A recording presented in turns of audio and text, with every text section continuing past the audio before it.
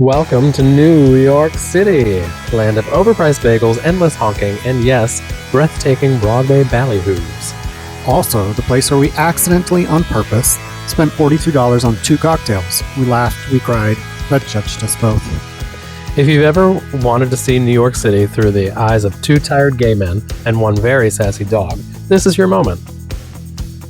And just like that, we are back in New York.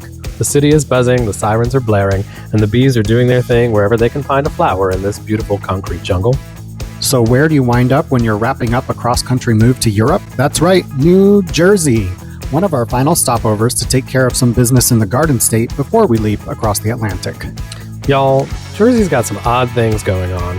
I've seen people feed ducks in a pond or a park, but in Jersey, they feed birds in the Ross parking lot? Is that brunch in New Jersey?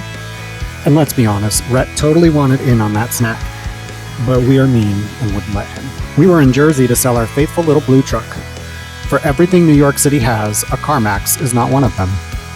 So we made the journey, signed the papers, and said our goodbyes. It was as emotional as it can get when saying farewell to a useful hunk of steel and plastic on wheels. To recover from all the truck tears, we did what any respectable gays would do. We went to Broadway. Specifically to see Death Becomes Her. I mean, how do you leave America without seeing a musical that literally screams camp, glitter, evening gowns, gay, gay, gay? I told DJ that seeing this show was not negotiable, and we had to get tickets no matter what. This entire theater was themed. Purple mood lighting, signature cocktails, the energy was darkly unhinged in the best way. The drinks, though, $23 a pop. Now a warning? But seriously, it was so good. It was a total love letter to the original movie, but cranked up to a rainbow-colored 11. They sang a song titled "It's All for the Gays" for Meryl Streep's sake. And he's hard to impress. He's seeing Patti LuPone live. Patty is my spirit animal. After the show, obviously only one place to be, Times Square. Because nothing says we've lost all shame like posing in front of electric billboards at midnight. I tried to copy one of the Calvin Klein model poses. Nailed it! The lights, the chaos, the people dressed as off-brand superheroes, it was just a whole vibe. And after all that sensory overload, it was time for food, naturally. Where else does a total tourist go after a Broadway show and a stroll around Times Square? The Carnegie Deli. We walked in like locals and ordered food like fat tourists. Of course, JR inhaled his sandwich like it was a spiritual awakening.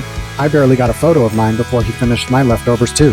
I wasn't about to take my time with a real New York pastrami sandwich. Your avocado Benedict was yummy too.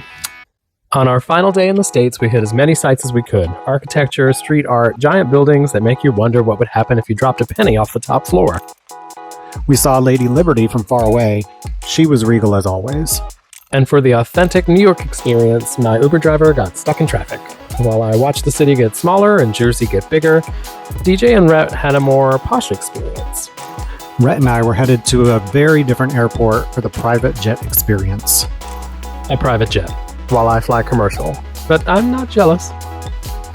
We had time to relax, sip some complimentary drinks, and enjoy being bougie just once before becoming broke Europeans. Meanwhile, I was sitting next to a guy eating a tuna sub before the airline even served its meal, so yeah, we had different days. And mine was definitely better. Rhett walked me across the dark tarmac at night over to our awaiting jet. This thing was fancy. JR is going to have to step up his game because I don't feel like I'm at the point in my life where I should have to fly commercial again. Rhett curled up in his seat, looked out the window, and sighed like, economy is for peasants. I have created a monster. 2 monsters. One sheds, the other documents everything for social media. Guilty. So that's how we spent our final hours in the US. Broadway, bagels, emotional goodbyes, and a first-class dog. New York was everything we needed it to be. Chaotic, iconic, and quite overpriced. Next stop, London. Rhett's already researching the best dog-friendly tea rooms. As always, like, comment, and subscribe. And we'll see you next time. Totes!